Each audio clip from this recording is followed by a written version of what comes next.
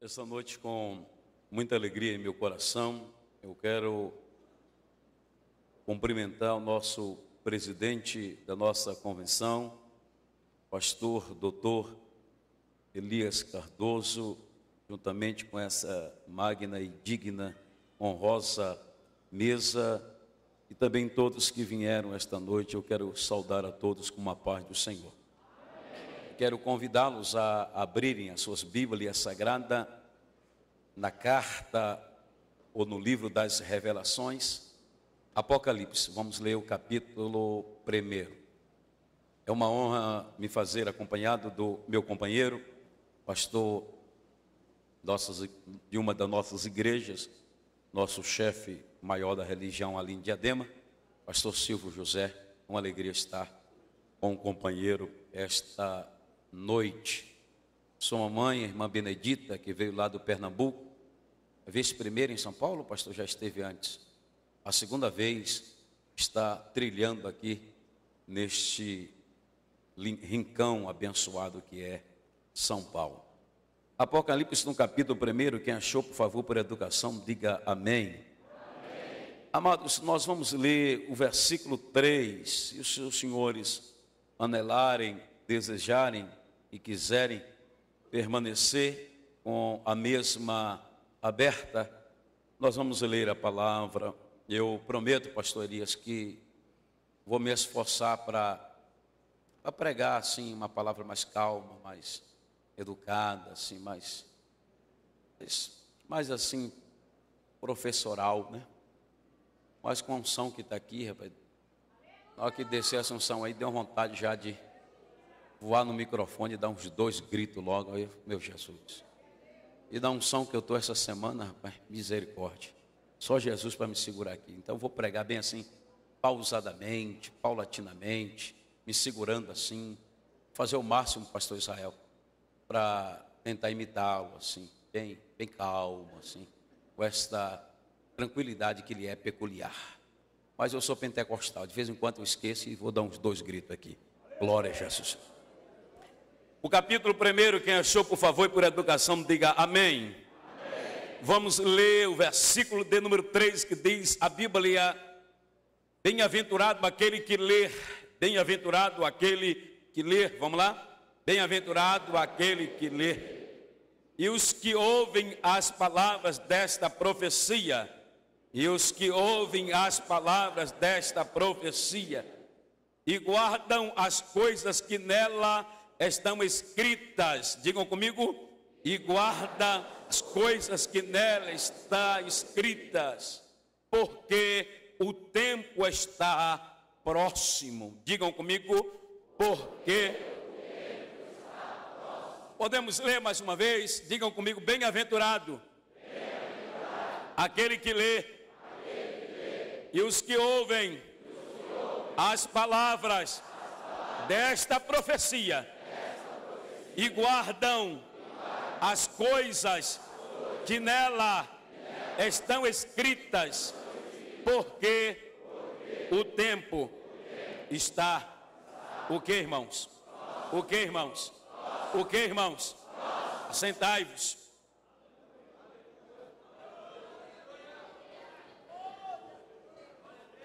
Queridos, esta noite eu li o livro mais difícil em interpretação do Novo Testamento. A Bíblia tem 2 livros que são de dificuldade em interpretar. O livro mais difícil da Bíblia para interpretar é o livro de Ezequiel. O segundo livro mais difícil da Bíblia para interpretar é o livro de Apocalipse. No Novo Testamento, na sua cadeia dos seus 27 livros, este é o livro de maior dificuldade no que tange a sua interpretação. Esse é um livro sintético, fácil, de fácil aprendizado. Por exemplo, o livro de Apocalipse tem 22 capítulos, 22 capítulos, 22 capítulos. Vamos lá? Quantos capítulos tem o livro? O livro de Apocalipse tem 404 versículos, 404 versículos, 404 versículos. Vamos lá? Quantos versículos tem o livro de Apocalipse? 404. O livro de Apocalipse tem 12 mil palavras, 12 mil palavras, 12 mil palavras, 12 mil palavras. Quantas palavras tem no livro de Apocalipse? O livro de Apocalipse é um livro que aparece mais o número 7 na Bíblia. O número 7 na Bíblia aparece escrito 753 vezes. O livro 7 aparece escrito na Bíblia 753 vezes. No livro de Apocalipse, o número 7 aparece escrito 153 vezes. A palavra anjo, o nome anjo, o título dado a anjo, o livro da Bíblia que mais revela a palavra anjo, ou nome anjo, escrito no livro de Apocalipse, tem por mais de 57 vezes a palavra anjo no livro de Apocalipse. Há correntes, existem algumas correntes que estudam o livro de Apocalipse. Por exemplo, existe a corrente chamada de futurista, existe a corrente chamada de corrente histórica, existe uma corrente chamada de espiritualista, existe uma corrente chamada de preterista. Essas 4 correntes têm algumas aceitabilidade, mas nós das Assembleias de Deus, nós pentecostal, nós temos digamos assim, um anelo pela corrente futurista, porque a corrente futurista, ela prega, ela crê, ela discorre acerca do livro de Apocalipse, acreditando que algumas coisas se cumpriram e boas partes delas hão de se cumprir e hão de ser culminada na vinda eminente de Cristo Jesus para arrebatar a sua igreja. A corrente espiritualista é uma boa corrente, mas ela trata do perfil espiritual. Ela diz que o livro está todo de forma alegórica, trazida para o lado espiritual. A corrente histórica, ela traz um perfil como sendo que a igreja, no lado histórico, no âmbito histórico, ela é muito bela, é muito bonita. Existe uma corrente chamada de preterista, que acredita que os eventos foram para os dias dos apóstolos. O livro de Apocalipse, ele é dividido em 7 esboços, ou em 7 tópicos. O livro de Apocalipse, ele é dividido em 7 esboços, ou 7 tópicos. Primeiro, o livro de Apocalipse está dividido em 7 esboços, em 7 tópicos e em 7 diferentes posições. Primeiro tópico, primeiro esboço, fala sobre as 7 epístolas escritas às 7 igrejas da Ásia. Segundo esboço, o segundo tópico, fala sobre os 7 selos. Terceiro tópico, fala sobre as 7 trombetas de Deus. Quarto esboço, fala sobre as figuras místicas, as 7 figuras místicas do livro de Apocalipse. Quinto esboço fala sobre o derramamento das 7 taças que iam acontecer. O sexto esboço fala sobre a destruição ou a aniquilação dos 7 inimigos da igreja. E o sétimo esboço fala sobre as 7 coisas gloriosas da nova Jerusalém. Mas esta noite eu quero falar sobre as 7 bem-aventuranças que o livro de Apocalipse menciona. A primeira bem-aventurança nós lemos que está no capítulo 1, versículo 3. A segunda bem-aventurança está no capítulo 14, versículo 13. A terceira bem-aventurança está no capítulo 16, versículo 15. A quarta bem-aventurança está no capítulo 19, versículo 9. A quinta bem-aventurança está no capítulo 20, versículo 7. A sexta bem-aventurança está no capítulo 22, versículo 7. A sétima bem-aventurança está no capítulo 22, versículo 14. A primeira bem-aventurança diz bem-aventurado. Essa palavra bem-aventurado tem uma conotação de feliz. Essa palavra bem-aventurado tem uma conotação de rico. Essa palavra bem-aventurado tem uma conotação de próspero. Essa palavra bem-aventurado tem uma conotação de abençoado. Então o texto pode ser interpretado da seguinte forma: feliz, rico, abençoado, próspero, aqueles que leem, aqueles que ouvem e aqueles que guardam a profecia deste livro. Eu glorifico a Deus que eu estou pregando em uma convenção, eu estou pregando em uma escola bíblica que é marcada por obreiros que leem, que ouvem e que guardam a palavra deste livro. Quantos podem levantar a sua mão e glorificar a Deus? Esta bem-aventurança, ela é tríplice. Essa bem-aventurança, ela é tríplice. Ela tem três conotações ou três variantes. Primeiro, diz o texto: bem-aventurado os que leem. Observe, bem-aventurado os que leem. Segundo, bem-aventurado os que ouvem. Terceiro, bem-aventurado os que guardam. Há três dimensões aqui. Primeiro, ler. Segunda, ouvir. Terceira, guardar. Há três dimensões aqui. Primeira, ler. Segunda, ouvir. E terceira, guardar. Porque esta bem-aventurança está inserido aqui? Na época do apóstolo, na época que Domiciano estava perseguindo a igreja, cerca de 85 depois de Cristo, quando João foge para a ilha de Patmos, a escassez dos livros era grande. A dificuldade de livro era grande. Além da escassez dos livros, o preço era muito alto. Então as pessoas liam em uma voz bem alta, em uma tonalidade bem alta, para que as pessoas ouvissem. Por isso que há uma bem-aventurança para quem lesse, porque ele deveria ler em uma tonalidade bem alta, e as pessoas deveriam estar atentas para ouvir. E terceiro lugar, guardar, porque não adianta ler, não adianta ouvir, tem que guardar, irmão. Não adianta ser ouvinte, tem que ser praticante. Não adianta ser ouvinte, tem que ser praticante. Não adianta ler, não adianta ouvir, tem que guardar. Quantos aqui guardam a palavra desse livro? Diga glória a Deus. Bem-aventurado, em primeiro lugar, os que leem. Bem-aventurado aqueles que leem. Bem-aventurado aqueles que leem. Vamos lá? Bem-aventurado aqueles que leem. Oh, queridos, é algo extraordinário ler a palavra do Senhor. Eu tenho algumas preocupações e não quero externá-la, e não quero chocar os irmãos com algumas das minhas posições, porque as posições são definidas. Já as emoções, elas são incontroláveis. Nós não temos controle sobre as nossas emoções, mas nós temos controle sobre as nossas posições. E eu não quero colocar algumas posições que eu penso a respeito da Bíblia, a respeito da palavra de Deus. Mas a Bíblia diz no Salmo 1: bem-aventurado o varão que não anda segundo o conselho dos ímpios, nem se assenta na roda dos escarnecedores. Bem-aventurado o varão que não anda segundo os conselhos dos ímpios, não se assenta na roda dos escarnecedores, não se detém nos caminhos dos pecadores, mas antes tem o seu prazer aonde, irmãos? Na lei do Senhor, e na sua lei medita de dia e de noite.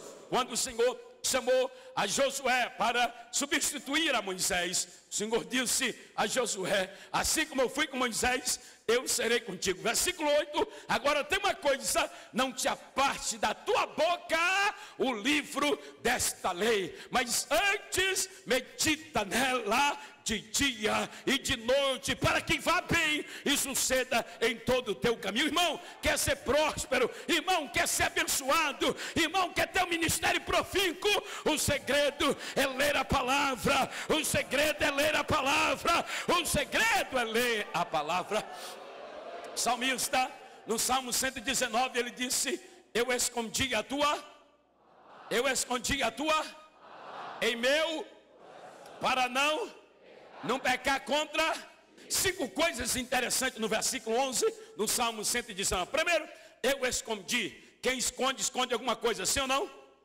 Eu escondi o que? Eu escondi a tua. Onde eu devo esconder a palavra? Para que eu devo esconder a palavra no coração? Para não pecar contra quem? Contra quem? Contra quem? Irmãos, tem gente, meu Jesus amado. Ontem eu recebi o pastor Micael na minha casa, lá do Pernambuco. Eu estava dizendo para ele que nós estamos numa geração de crentes, irmão, que qualquer coisa dizia da igreja, de pessoas que qualquer coisa afasta da igreja, qualquer coisa sai do evangelho. Isso é gente que não lê a palavra, isso é gente que não medita na palavra, isso é gente que não guarda a palavra, isso é pessoas que não têm a palavra. Mas eu glorifico que eu estou pregando para uma convenção que lê a palavra, que tem a palavra. Oh, glória! A Bíblia diz em Romanos 10, 17: de sorte que a fé é pelo. E ouvir o quê? E ouvir o quê? Quem não ouve palavra tem fé? Tem fé ou não? Tem fé ou não? Sua fé pode ser acrescida, sim ou não? Não, quem não ouve a palavra, sua fé pode ser crescida. De sorte que a fé é pelo. E ouvir o quê? E quem não ouve a palavra, sua fé pode ser crescida? Não, porque quem não ouve a palavra nem de Deus pode ter o cabelão lá embaixo, pode andar de terno e gravata, mas se não gosta de ouvir a palavra, não é de Deus. Pastor, peraí, não sou eu que estou falando, quem falou isso foi Jesus. João 8,47, Jesus disse: quem é de Deus ouve as palavras de Deus. Aí Jesus olhou para a multidão e disse: vós não sois de Deus, porque não ouve a palavra de Deus. Eu glorifico a Deus que eu estou pregando para quem lê e para quem ouve. Quem ouve a palavra, diga glória a Deus. Oh, aleluia. A importância. Por que, pastor, eu devo ler? Pastor, porque eu devo guardar. Por exemplo, há um texto da Bíblia que nós gostamos muito, de Provérbios 8, 17, que diz assim: eu amo os que me amam, e aqueles que de madrugada me buscam me acharão. Nós fazemos alusão de uma forma figurada desse texto à oração, mas na etimologia da palavra, na exegese do texto, esse texto não está falando de oração, está falando de sabedoria, pastor Silvio, está falando da palavra. Salomão disse: eu amo os que me amam, e os que de madrugada buscam a palavra, esses acharão. Irmãos, você quer ler a palavra? Sabe qual é o horário bom para ler a palavra? O horário bom para ler a palavra, irmão, é à noite, é que o filho está dormindo, é que a internet está desligada, é que a televisão está desligada, é que os carros não estão passando. Durante o dia é aquela tribulação, é telefone tocando, é celular tocando, é Nextel chamando, é crente batendo na porta. Se tem um momento de adquirir sabedoria, o segredo Salomão revelou, é pela noite, é de madrugada. Então busca. E o salmista Davi, ele escreveu uma coisa linda no Salmo 16, que ele diz que até os meus rins me ensinam de madrugada. Os rins é onde fica a água, e a água passa para a uretra, é onde você levanta para fazer a necessidade fisiológica. Tem crente que diz assim: eu não consigo levantar de madrugada, o rim faz com que você sinta a necessidade biológica de ir no banheiro. É o rim dizendo: preguiçosa, levante, eu estou lhe chamando, acorde, eu quero lhe ensinar, acorde, eu quero lhe ensinar. Oh, glória a Deus. Bem-aventurado aqueles que leem, bem-aventurado aqueles que ouvem, mas bem-aventurado aqueles que guardam. Diga para quem está ao seu lado: não adianta ouvir, irmão, tem que guardar. Diga: não adianta ouvir, irmão, tem que guardar. Oh, glória, oh, glória, oh, glória. Diga comigo: Senhor, diga mais uma vez: Senhor, não permita que eu seja apenas ouvintes. Eu quero ser praticante. Fale para quem está do teu lado: não ouça, apenas pratique. Agora diga para ele: se ouviu, então pratique. Diga: se ouviu, então pratique. São Tiago disse no seu capítulo 1, no versículo 22: e sede cumpridores da palavra, e não somente ouvinte, enganando-se com vãos ou com falsos discursos. Irmãos, nós estamos em uma reunião de obreiro, então deixa eu colocar algumas coisas. Quando o apóstolo São Paulo, em Efésios capítulo 6, ele deu as armas espirituais, ele deu o sapato para proteger os pés, ele deu a couraça da justiça, ele deu o cinturão, ele deu o escudo da fé, ele deu o capacete da justiça, ele deu a espada do Espírito, protegeu tudo, só não protegeu as costas. Para quê? Porque as costas do crente não tem que estar protegidas, tem que estar de vez em quando desprotegida para Jeová chegar, a chibatazinha para Jeová chegar, a tacazinha de vez em quando. Então segura as costas, porque a espada de Jeová está na minha mão esta noite. Segura as costas, porque a espada de Jeová está na minha mão esta noite. Oh, glória a Jesus.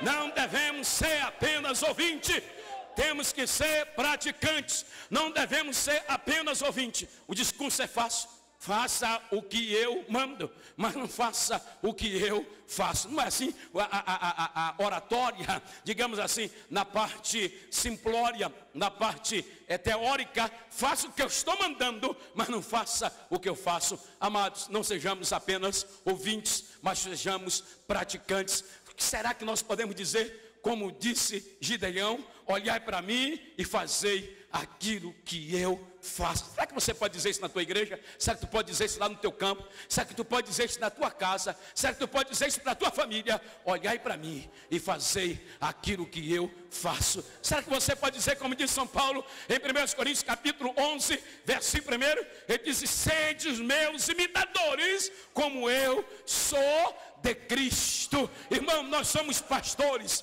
irmão, nós somos obreiros, irmão, nós temos que ser os exemplos, nós temos que ser o soldado da frente. Pastor não pode mandar o povo ir fazer culto a livre e ficar em casa assistindo Domingão do Faustão. Pastor não pode mandar o povo ir para a escola bíblica dominical e ficar em casa assistindo Domingo Espetacular. Pastor não pode mandar o povo ir para a vigília e ficar em casa, irmão, roncando de tanto dormir. Pastor não pode mandar o povo orar e não orar. Pastor tem que ser exemplo. Pastor tem que estar na linha de batalha. Oh, glória a Jesus. Oh, glória a Jesus.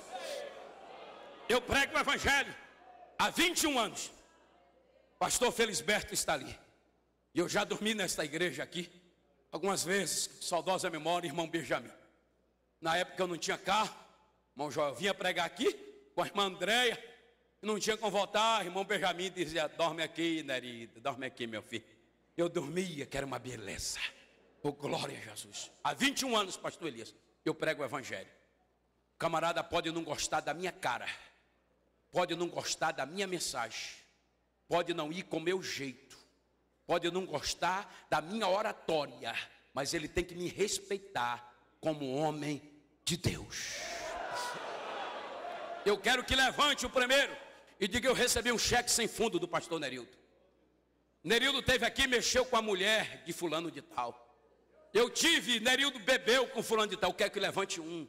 Nerildo é mentiroso, é fofoqueiro. Pode me acusar como acusou Daniel, me acusar na lei. Eu não gosto dele, ele dá muito Kung Fu, Shaolin, parece o Jack Chan. Pode me acusar na lei do Senhor, isso aí pode falar mesmo. O linguarudo fala mesmo, porque se eu não pular, ele fala. Se eu pular, ele vai falar do mesmo jeito. Se eu pregar na hermenêutica, vai me chamar de frio, de gelado. Se eu pregar mais avivado, vai me chamar de menino, de meninice. Se eu pregar citando Bíblia, ele diz: só tem Bíblia, Bíblia, Bíblia, Bíblia. Se eu prego interpretando o texto, essa mensagem dele não foi muito boa, porque foi uma mensagem textual, ele poderia ter dado mais lugar. Então o murmurador sempre vai murmurar. Agora, amados, nós temos que ter liderança, nós temos que ser líder, nós temos que ter vida. Não seja apenas ouvinte, pratique a palavra, pratique a palavra, pratique a palavra. Oh, glória. Fale para quem está do teu lado, fale para quem está do teu lado: a tua vida fala mais do que a tua mensagem. Diga para quem está do teu lado: a tua vida fala mais do que a tua mensagem. Oh, glória a Deus. Oh, glória a Deus. Oh, glória a Deus. Oh, glória a Deus. Oh, glória a Deus. Oh, glória a Deus. Oh, glória a Deus. Amados, a igreja precisa acordar. E eu estou falando a pastores esta noite. A igreja precisa despertar. Eu estou falando a pastores esta noite. Nós vivemos em um país em que as pessoas mudaram o evangelho. Quando o evangelho de Cristo é esse, aquele que quer ser maior, aquele que quer ser o maior, aquele que quer ser o primeiro, aquele que quer ser servido, aquele que quer ser servido, aquele que quer que os outros vos façam, faça você primeiro. As pessoas estão mudando a ordem do evangelho.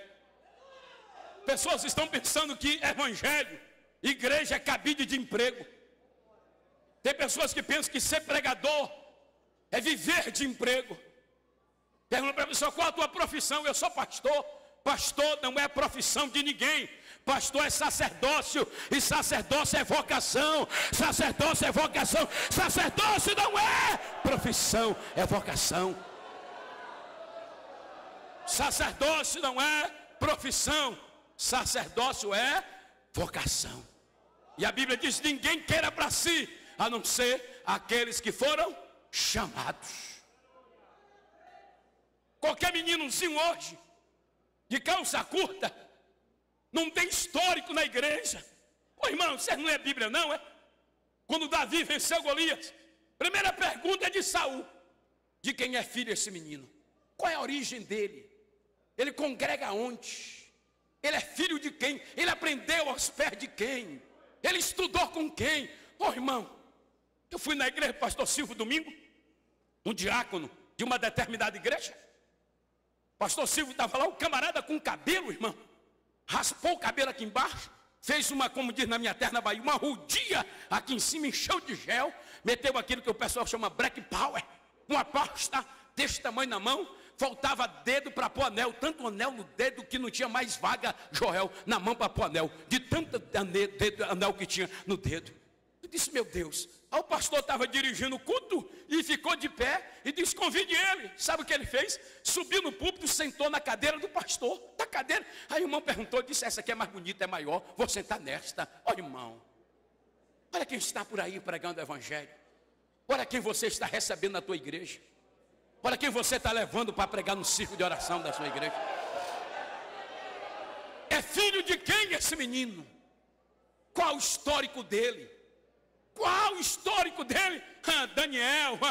Daniel, quando foi orar, que o rei mandou ele chamar, ele disse assim: irmão Fernando, o Deus dos meus pais há de revelar. Eu tenho histórico, rapaz. Eu tenho uma formação. Ô rei, eu não apareci agora não, rei. Eu não caí aqui de paraquedas não, rei. Eu tenho um histórico. É o Deus dos meus pais. Eu sirvo desde a minha infância. Eu sei o que é ser crente. Por glória, praticantes.